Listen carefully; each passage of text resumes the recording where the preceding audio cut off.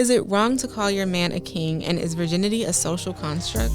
On this episode of Simply Necessary Conversations.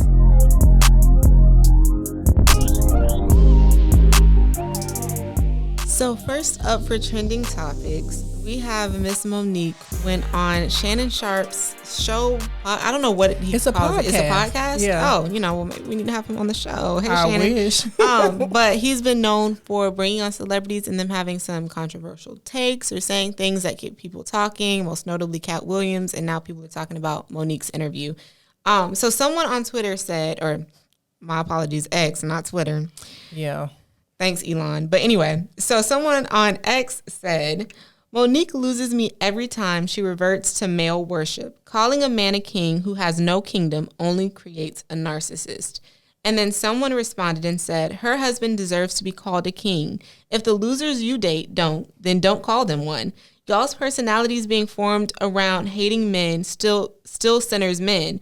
Really aren't better than pick-me women. Y'all two sides of the same coin. So, do you agree? Do you disagree? Should you call your man a king? Is it putting someone on a pedestal they shouldn't be on? Like, what's your hot take on this? I have never met a man that I thought deserved to be called king, but that does not mean that somebody else's man does not deserve that title. Okay, that's I good. say if that's how he makes you feel, if you think he deserves that title, you're the only one that counts. She is not asking anybody else to call him that. She is calling her husband that, and that is her own grown black business. Exactly. I feel like she can do whatever she wants to do. I don't know why someone is saying that it's putting him on a pedestal. I feel like that's not really putting somebody on a pedestal. Just like how I feel it's extra. But I feel like extra. men call women their queen all the time, They especially do. in the They black do. community. That's very common. They do. So I feel like if you want to call your man a king to if he's matching the energy, then you boo. Like it doesn't really matter. Yeah, and it really doesn't make sense for somebody else to care that much. Like if she thinks that highly of him, I don't know, like I don't know the ins and outs of their relationships, but he seems to be exactly what she wants. And if that's how she wants to address him, that is her business. Now, her asking me to do it or me to call him, that would be a problem. But as long as she's happy, and really, I'm going to even say this. If I ever meet a man that is checking all the boxes, treat me the right way, and I feel like he deserves to be called king, I'm calling him king. I'm quick to be like, that's a black king right there. Like, I don't really care one way or the other. Like, if that's how you feel, then that's how you feel. And I feel like the person that responded to the original commenter's post saying that, like, hating men has become a personality trait for some women, I think it has a little bit. Like, well, there's a whole lot. There's a nuance to it. Like women hating men has a different reason and connotation versus men hating women. There's different historical factors, social factors, things that need to be taken into consideration. But I do think that sometimes people go a little bit too far with the hate men campaign. Well, I feel like you only hear that from women that either feel like intimidated because they're not with somebody, or they have like some sort of trauma, which is valid. But if you take it too, like making a joke is one thing, but if you're taking it too far, like being like somebody else can call their man a king, then we might be getting into some dangerous territory of maybe you need to resolve your personal problem. Well, how about we just don't hate anybody? If you remove yourself from whatever situation you need to remove yourself from, but let everybody else do what they want to do. Like, I have never understood, if you are bothered by somebody's behavior, you're bothered by somebody's deportment, you don't like how they're conducting themselves, as the great Ossie Davis said, down it and get from around it. That's all you got to do. Like, just remove yourself from the situation. Like, I don't have the time or the energy, not at least in a prolonged way, to be hating somebody, especially somebody I don't even know.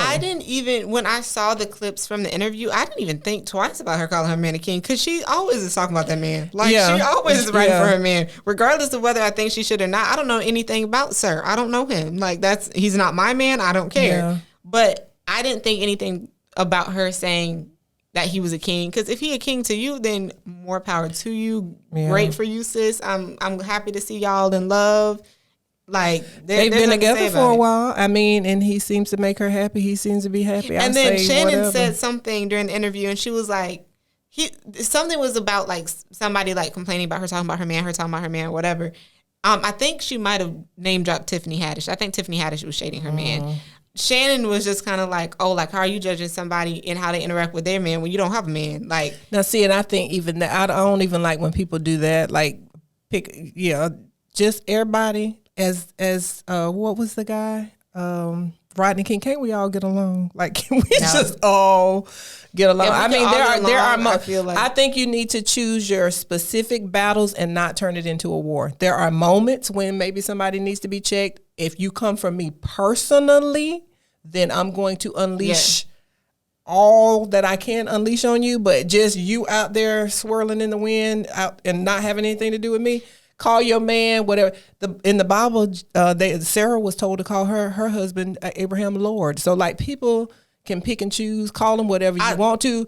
Just make sure it's your man that you're calling something, not somebody else's. My friends would say to their significant other that I wouldn't say, or vice versa. I'm sure. So, like, as long as you keep your business to yourself and you're not trying to tell me what to do, I do not. Some of that is jealousy, but I hate when people come for people and say, well, you just mad because you ain't got a man. They might just be mad in general. But some people are mad that they don't have a man. Some people are mad because the man that they with is treating them terribly. Part. There's a lot of reasons why people are mad. Yeah, they might be upset that they're not with somebody that inspires them to call them king, but just like sweep around your own back door. Mind your business. Let her do what she wants to do. Because, we don't have to defend Monique because if they ever confront her in person, she will send them back where they came from. I would say to this conversation is I feel like it's a little bit different when you know people personally. Like if one of my friends is going around and calling the man a king that's dogging her behind closed doors and I know that's when then I'm going have to a little pull more to sis say. aside and be like, but what is king to you? Because that's not king behavior to me. Yeah, and you got to have that kind of relationship with somebody before you start trying to tell them about their man. Because I have been ostracized and cut off by many of people who I tried to warn about their man. But I feel like so you got to pick those. You got to pick those battles very carefully. And I'm only going to say something to you if you mean enough to me that I'm willing to say it and risk losing our relationship. Because like otherwise, I'm just gonna let you find out on your own. If I see something, I'm probably gonna say something. Now, if you want to cut me off after whatever, I got to be close to you to tell you or say something. It depends on what it like. If you are telling me your business because I'm never gonna ask for someone's personal business. So if I know something, that means you told me. And if you told me and I think something is weird, I'm going to say that it's weird. I don't care how close we are. If you're telling me your business, then I'm going to assume that means you wanted my input or wanted me to respond in some way. I don't know. You could be telling me your business and you might just get a smile and nod from me. No, I gotta be. We got to have a certain kind of relationship for me to feel like I can give you relationship advice. I remember one time someone said something to me about their relationship and they were asking my opinion because... Well, if they asked, that's different. They were asking my opinion, but also like I don't think they wanted an answer. Well, like they were asking, but they didn't really want the truth. Let's don't do rhetorical. Don't ask me a rhetorical question because I'm gonna like if you ask me, that's different. Like if you say this is going on or what would you do or this is going on, what do you think? Then I'm gonna tell you what I think. Yeah. But if you just airing grievances or just talking, I think I just have a tendency to not shut up. So my thoughts just come out regardless. I do not get involved in domestic disputes. Sometimes I will as long as I'm not in danger. No, ma'am. Because it's just like, if you're telling me about it, if you tell me like, oh yeah, like my man cheated on me 5 times and I still went back, I'm going to be like, girl, are you okay? You're going to have to take it to Jesus because I'm not getting it unless you ask me. And there's only a few people that I think would share that kind of thing with me. And most people that know me, they're not going to tell me that their man is mistreating them because they know what I'm going to tell them. None of my friends will tell me when somebody is mistreating them because they know I will be like, what, who, when, where, why, where do we need to go? Yeah, because I start making phone calls and trying to figure out how we going to evict them and stuff. So like, unless they want my input, they're not going to tell me. Now, after the fact, then that's when I get the whole tea. After whatever is over, then that's when I get the whole tea. But in the moment, they only tell me the good stuff. And they'll drop hints maybe like, oh, well, something like this and something like that. And then eventually I'm just like. Yeah, I'm not going to ask your business and I'm also not going to tell you. I told you, I've shared before, I went through a whole divorce and nobody other than the people that had to know knew until the ink was dry and it was pretty much done. Like, I'm not going to ask you your business. I'm not going to tell you my business. I'll talk about your business, but you ain't going to know mine. Yeah, so good luck to you. But speaking of people in relationship woes and business and things that, people might want to talk about, let me put y'all on. Abbott Elementary is It's back. After their long hiatus, they finally dropped the first episode of season 3. And I'm not going to spoil that because you still haven't watched it. Please don't. But the tea is teeing. The love is loving. Well, I'm just happy for Quinta Brunson. That's her name, right? Yeah. Quinta. Wait, Quinita? It's Quinta. It's Quinta? Yeah, it's Quinta. They know who we're talking about. She is, first of all, a comedic genius. She conceived, I think, that show because her mom was actually a teacher.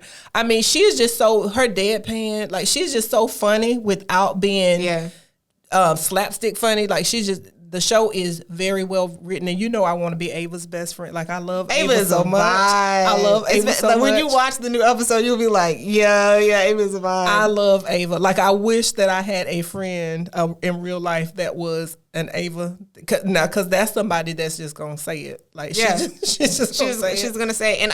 And y'all know I love a good like rom-com, a good romance, a good love triangle, enemies to lovers, friends to lovers, all of it, and just like Janine and Gregory and their tension is just chef's They're kiss. so cute though. Like, it's cute to see a couple that both they're not of them a couple. are so well. They're not a couple. Well, it's cute to see people attracted to each other that are just innocent. Like, but they're grown people, but they're so innocent. They're like puppies. It's cute, but also it's infuriating to watch because the slow burn is killing me. But that's how it would be in real life. No, that's not. No. Yes, it would. If they had the personalities in real life, if they were childish people that did not know how to communicate to save their life, yes, that's how it would be in real life. But nobody should be like that in real life. Well, there are people, unfortunately. It should never be that. But it's cute, though, and it's innocent. I like that their little flirtation is very innocent. You don't see that much. That's something that I like about Abbott Elementary is they're not trying to, like, make it too adult where you can still watch it with, your whole family and you don't feel a certain type of way, but there are, like, the jokes or whatever that get you like, oh, yeah. Like, there's that's innuendo, there's double entendres, but it's not just, like, in your face. And you can watch it. The whole family can watch it. It's cute. It's entertaining. And a lot of the plot lines are unexpected. And I like that while the show is led by Black actors, it's still like a very it doesn't feel like they didn't force it. Yeah, they didn't make a Black TV show. They just made a TV show that happened to center Black people. It wasn't like some agenda or some quota that had to be filled. But you know who I miss? Just a show. Just because he was so stupid, like Janine's first boyfriend, like he was. I miss him. I miss him. He was so stupid. Like he was very entertaining to me. I do not miss that man. He was funny. No, I mean like he was funny because it was just like, what is she doing? Yeah. But I'm glad that he's out of the picture and there's a clear path somewhat to a Janine Gregory plotline happening. Well, they teased us a little bit. We're gonna see what happens. The last season, the last episode of the last season was they was dead wrong for that. Mm-hmm. And when you watch this episode, you're gonna be like, what? You gotta watch it. So I gotta watch it, so don't spoil it. I'm doing my best, but I almost spoiled it like 5 times on the way here. So you gotta get on your Zoom. I'll probably watch it tonight, maybe. Yeah, it's on Hulu. Okay, it's already on Hulu. So that's how I watched it. Yeah, okay. Well, I'm gonna watch it because I've been waiting. Yeah, waiting patiently. And somebody watched it without me, but that's all right.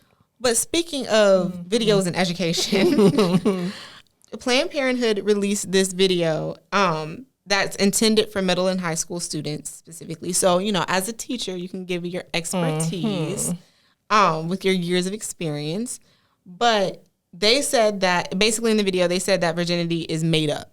It's a made up concept, which I understand. I don't. I understand where they're coming from with their point, because virginity technically is a made up concept. Enlighten me, because I'm confused. As one of my favorite Facebook social media persons likes to say, I'm confusion. So please enlighten me. I understand where they're coming from because because people have different definitions of what virginity is. There's not a one size fits all policy for. There's only one definition. No, there's multiple definitions. Yeah. I'm not going to go into graphic detail, but there's multiple definitions. There's multiple ways to begin losing virginity, but there's only one definition. I know, because I feel like some people be stretching a little bit.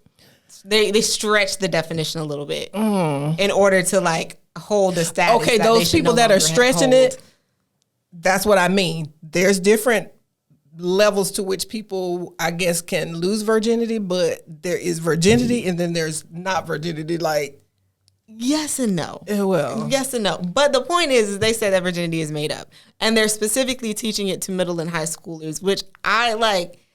First of all, I understand that there are some kids that come from homes that don't have parents that talk to them, or maybe the parents are not as educated or whatever. I personally feel like schools should teach sex education, the biological facts and the biological facts only. All the opinions and levels of this and that. No, teach children their body parts, how their body parts function, how pregnancy occurs, and then leave it at that. Any moral or value judgments, that should be left to parents. I feel like, as Joe Friday, y'all ain't old enough to remember Joe Friday, but just the facts, man. Just the facts. I don't know if I agree with that completely, because obviously, for parents that want to take the reins on that actually care about their kids and care about them being educated and know the ways of the world. All parents should. But I know there's a lot that don't. So I feel like it needs to go a little bit more beyond just biological definitions and pictures and books.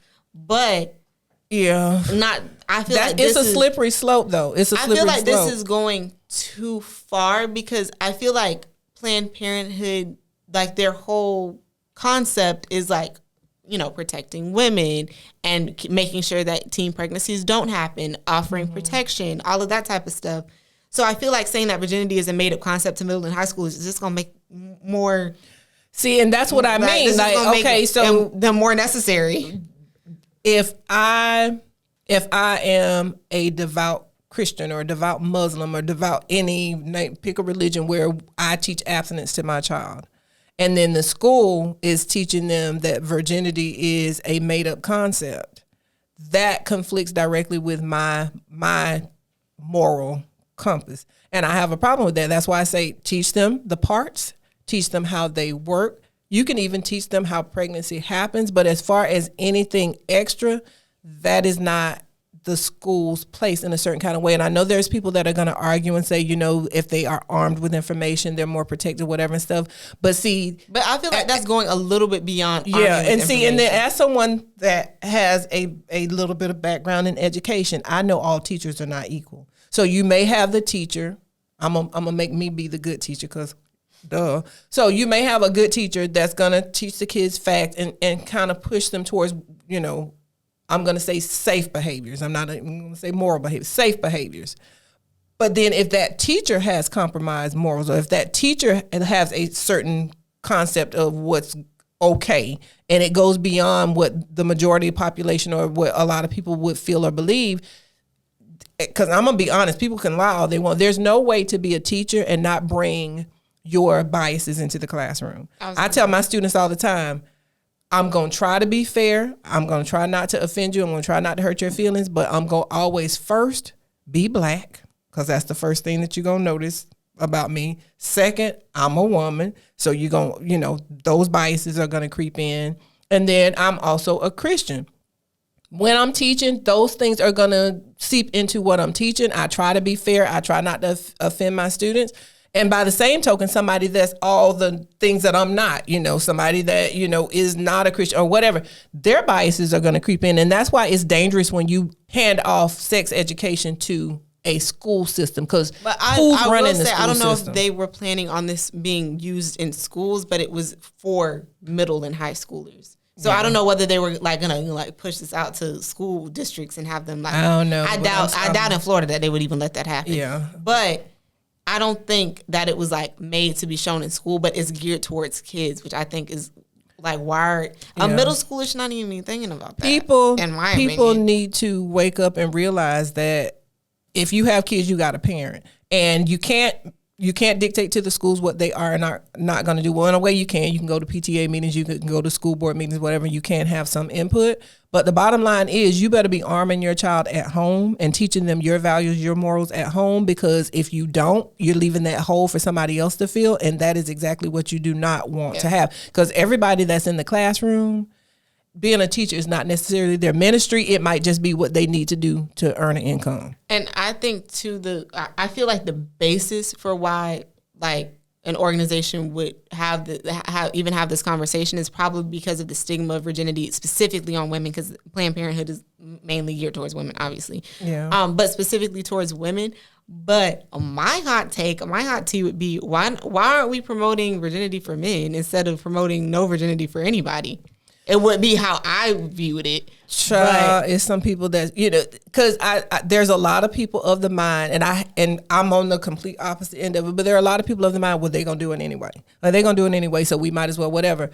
You throw in the towel for your child. Don't throw in the towel for everybody else's child. That they're doing this for middle schoolers. Like in middle school, I was still watching the Disney Channel. Why are y'all thinking about this? Yeah. And it makes me scared to have kids in the future, because like if they're doing this now, what are they going to be doing in 20? That's why. Whatever. That's why I took the reins myself in terms of educating you. Now, some people would say I did a bad job. Some people would say I did a good job. But the bottom line was, it was my job to do, and I did it. So whatever. Well, and not to be judgy, because to each his own. But I just feel like when you turn those types of things over to people you don't know. Forget even that it's school. When you turn something like that over to somebody that you don't know, your child is subject to whatever their whims are, and you better hope that whoever it is not somebody that's sick or that, has a belief system that is totally different from yours, because yeah.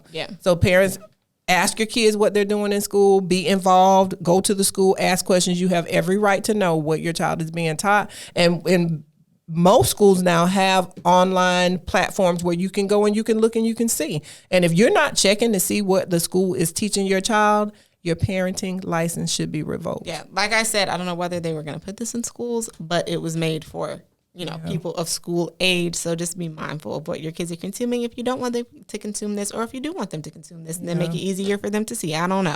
Not my business. I'm not a parent. Don't plan on being one anytime soon. Train up a child in the way they should go, and when they are old, they will not depart from it. That's just my little opinion and my little Christianity. Whatever you believe in, you believe it. But if you take in religion completely out of it, if you train your child at home, if you instill good morals, good values in your child at home, then when they're exposed to something that you don't agree with or that they know you would not like, they're going to talk to you about it, or you make you aware of it. If you're not doing that, then you are kind of opening the door to whatever.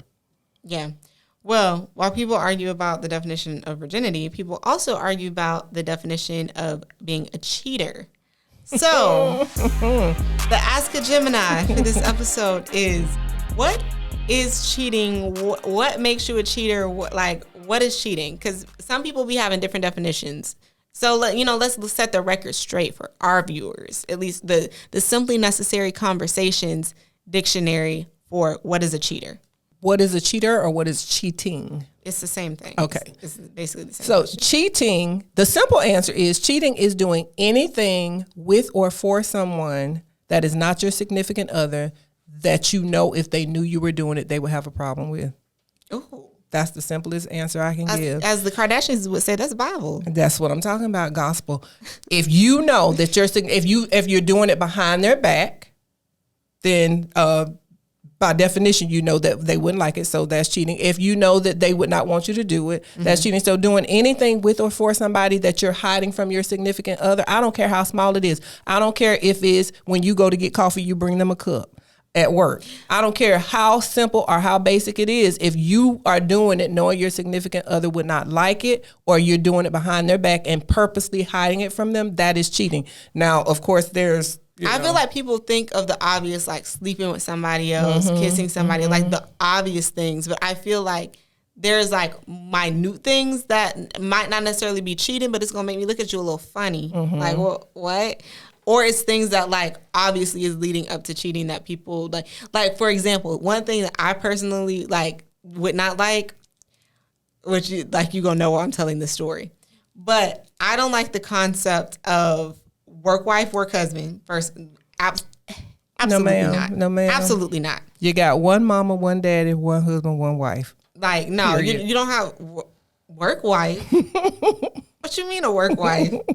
Like, no. And I also don't like when, this is such a specific example, but I do not like when, like, just say, for example, I cook something for my man, only for him. Then he goes out, goes to work, whatever, around some miscellaneous female. that then wants to eat some of the food that I made for him. Not that I cook, ma'am. Not that I cook. Bring your own plate. Bring your own plate. Maybe that's weird, but that's cheating. Like, what are you doing? Bring your own plate. Yeah, and people know. They know when they're crossing lines, and they are testing the waters, and it's up to your man or your woman to shut that down. And I feel like the conversation should be had and revisited if it needs to be revisited. The conversation should be had so y'all on the same page, because everybody doesn't think everything is cheating. Yeah. And sometimes some people be delulu, some people are insecure, so they jump to conclusions and it's not cheating. Yeah. Other times people be trying to manipulate situations and jump through hoops and dance around what they obviously know is something they're not supposed to be doing. Yeah. Like, there's just certain, and some people like to do the whole like, oh, that's just my friend. That's just how we've always been. Like, that's how we were before and I got in a relationship. Yeah, and no. Yeah, don't let anybody that you're in a relationship with gaslight you and tell you, oh, you're just insecure or you're being petty. No, I'm not. And see, here's where I am in any future relationships I have. And all past relationships is the same thing. That's why I'm divorced. But if serious talk, if I express to you that something you're doing with somebody else, I don't care how minor or small it seems to you. If I express to you that it's a problem for me, if you truly care about me and want me to be happy, you're going to shut that down. You're going to abstain from the very appearance of evil. You're not going to even allow that to happen, because you're supposed to care enough about me and so much about me that if it upsets me, you don't want to do it. Small, if it's obviously like if somebody's manipulating you to like, oh, like you can't say hello to another woman when you go out. Yeah, don't be ridiculous. Crazy. Yeah, but like if it's something small, like I'm uncomfortable with you DMing your ex on a platonic level. Excuse me, ma'am. I know that wasn't a good example of something small. That's something big. I need to get my pearl so I can clutch it. But like, if it's something like, if you don't care about that other person, you're gonna shut it down. Unless the person has kids. Like, there's different situations. Like, everybody, let's just put this out there once and for all. Everything that we discuss, it's situational. From one circumstance, like, there's always going to be an exception to some of the things we say. There's always going to be things that we don't take into account. So every relationship is different. So, like, that's first. But unless a person has children in common where they have to talk to an ex, like, what are you talking to them about? And not just ex that y'all were boyfriend and girlfriend. Did you sleep with them? Did you kiss them? Like, what are you talking to them about? What's the level? No, they're supposed to be. So, like, you're not even supposed to be thinking about them. No, I feel like people are so, like, hyper aware, concerned of, like, being toxic or being insecure that simple, basic stuff is, like, overlooked a lot of the times. Like, that whole, I'm big on that whole being friends with an ex. No. You do not have to be enemies. That makes sense. Don't be enemies. Because if you had a relationship with them, there were a lot of things, hopefully, that you liked about them. But you cannot continue to be friends if you're in a relationship with somebody else. Now, if you're still single and you won't be friends with the ex, that's your business. But if you moved on and you're in a relationship with somebody else, out of respect for that new relationship, you should not be trying to maintain a friendship. Things that you did when you were single are not things that you can do when you're in a couple. You have to adjust. Like, if you hanging out with your, like, opposite sex friends all the time, one-on-one, just because y'all friends, y'all both single, there's no obligations, that's cool. But when you get in a relationship, you don't need to be doing that no more. Like, it's just as simple as that. I feel like people overlook things like that. Yeah, I mean, and we all know that we don't always adhere to this. I didn't necessarily adhere to this. But when you get married to somebody, they're supposed to be your number one priority. You're supposed to, they're supposedly ahead of parents and friends and all of that. Now, it depends on who your parents are. I mean, obviously, there's different situations where different people, like, there's a hierarchy. While everything is good and everybody's healthy, all things are running smoothly, your significant other is supposed to be at the top. That kids and significant other are, like, kind of close together. Yeah, they kind of, like, hold the same spot. In a certain area would be above the significant other, but also if you and your significant other are having issues, then it's going to affect the kids. So it needs to kind of be equal. Yeah, those two places are kind of equal. Parents are supposed to take a step back. Now, of course, like I just said, there are exceptions to that. If you got a sick parent and you need to care for them, and then your significant other doesn't understand that or whatever and stuff, that's different. But if But your in-laws are able-bodied, healthy people. They need to mind their own business and stay over there. And like things like that, then So you and your couple and then parents are like prioritize your significant other. And you, like I said, cheating is anything that's going to make them uncomfortable. Now, obviously, if you get sexually involved with somebody else, you have crossed all the lines. That's a wrap. You've crossed all the lines. But any type of interaction, there's recovery could be cheating. from cheating? It depends on the situation. I mean, for me, no. Because generally, I would say no. But there are extenuating circumstances that could happen, and I don't even know what they are. But I don't want to say a hard no. I'm saying a hard no. I don't want to say that because there could be. Okay, I'm gonna use her as an example. She's not somebody. I don't dislike her, whatever. But I'm gonna use Kathy Lee Gifford as an example. That was so random. I know. Oh my God. I'm gonna use her as an example. So, and I'm not like gossiping or anything. Like this was all over the. Well, you wouldn't know about her. Like I wouldn't know it if it wasn't public. So I'm gonna use her as an example. Her husband apparently cheated on her, and she chose to stay with him. And at first I was like, "Girl, why?" But she said that she knew, and see, only Kathy Lee and Frank Gifford knew what was going on with them. She said that she knew that she was neglecting her husband. She had put her career first, that there were a lot of things that she was dropping the ball on, and she decided she was going to fight for her marriage. Hold on now.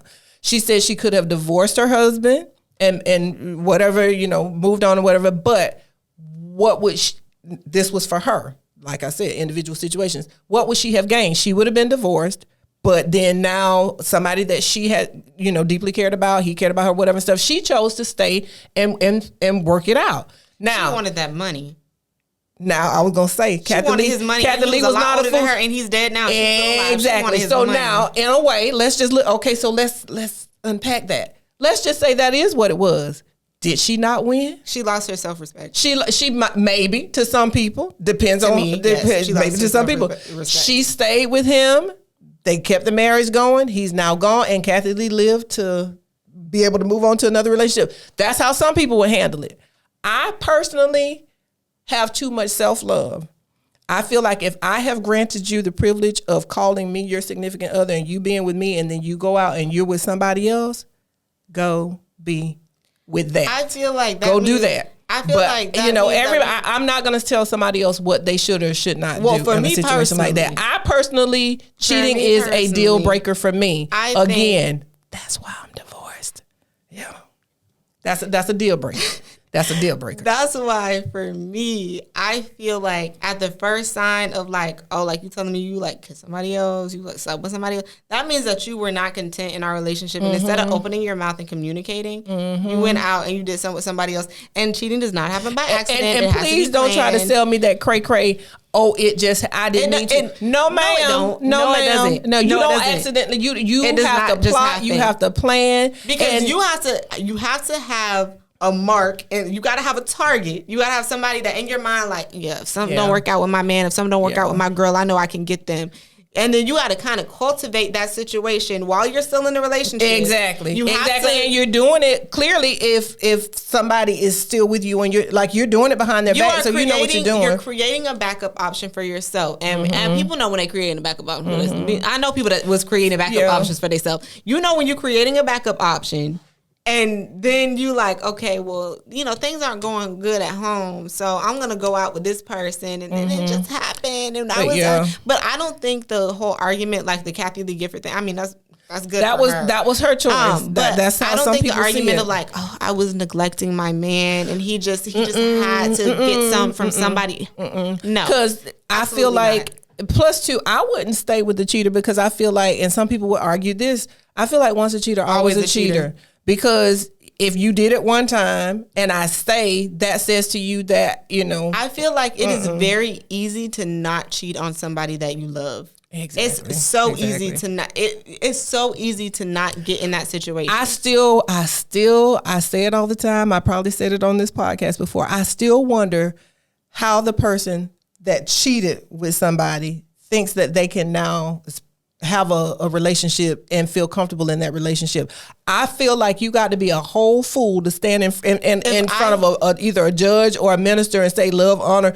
Like if you got them in a cheating situation? What makes you feel like you special? I don't have the mindset, apparently. I just don't understand how you could cheat on somebody that you care about. I do not. I don't understand how you could cheat in a friend way on another friend of somebody. Like, but you got to have the mindset of loyalty to feel like how you and I feel. You got to be a loyal person. Everybody's not loyal. There's things that I will do, are going to do, have done to show my loyalty. Like, there's just things that you be like, I'm going to be loyal to this one person. And I'm going to do ... to make sure that I always stay loyal to this person. Yeah. Because even if you don't do something, there's always times when like something could be misconstrued or somebody else could catch feelings for you, and then that causes. But like, you're not supposed to leave no options for anything like that to happen if you're really committed to somebody else. I keep saying it, when you enter into a relationship where you started out as the side chick, when you get promoted to main chick, side chick position is now open again. Well, on to something more positive. Our Gemini Jen. Yeah, very positive. You want to go first? You want me to go first? Okay, so we just had a whole pandemic. Well, how many years ago has it been now? 3 years. 3 years ago? 4 years ago. 4 years ago ish. And everybody, we were all huddled in houses, hiding out, scared that we might catch a deadly virus and pass away. But thanks to vaccines, we all, or a lot of us, survived. And I just wanted to share for this Black History Month moment. Our Gemini Gems have been Black History Month moments for the month of February, that we can all thank a former slave by the name of Onesimus. Is that how you say it? I don't know. Onesimus. Okay, Onenissus. I don't know. I don't know how to spell Onesimus. Okay, look him up. He was a slave. He brought with him information from Africa once he was enslaved. He used African He was techniques. a African person that was enslaved. He was not a slave. He was brought to the United States and made a slave. Let me clear that up. But he knew of techniques that were commonly used in Africa, where if someone was infected with something, they would say, in the case that he showed his knowledge was with smallpox. So he taught his owner that if someone had smallpox, people that did not have it, if you took some of the fluid from the smallpox sores, infected person, and expose the person that did not have smallpox, it would help them build up immunity to the disease. And that was kind of the precursor to vaccines. And then the person that owned him. And the person that owned him took it, as always, further. And it was kind of like the birth of the concept of vaccines. Apparently, according to the research that I did, his owner said that he was like kind of disruptive and like it had a tendency to steal or something. Like he was like crap talking him, and then he ended up stealing his idea. So what's new? The irony. Mm-hmm. So speaking of Black people that changed healthcare and the reason that we're all alive today, pretty much. Henrietta Lacks, I was talking to Trapora, name dropping her once an episode, like I always do. And she was telling me how she was reading this book called The Immortal Life of Henrietta Lacks. And I feel like I've heard of this before, but I didn't remember the story. But basically, she was the first Black woman whose cancer cells are the source of a cell line, and the first immortalized human cell line. So, like, basically, her cells were used for treatments. And her family actually recently, last year, ended up trying to sue because she was never compensated for the fact that her cells were used. They use it for research, for like cancer research. Yeah. So she is a reason why I'm sure a lot of people are alive today, but she was never compensated for it. So that's our Gemini Gems. People from African American history that you should know. Look them up. Yes, do your research, look them up, learn a thing or two. But I hope y'all enjoy this episode. Don't forget to like, comment, share, and subscribe. Period.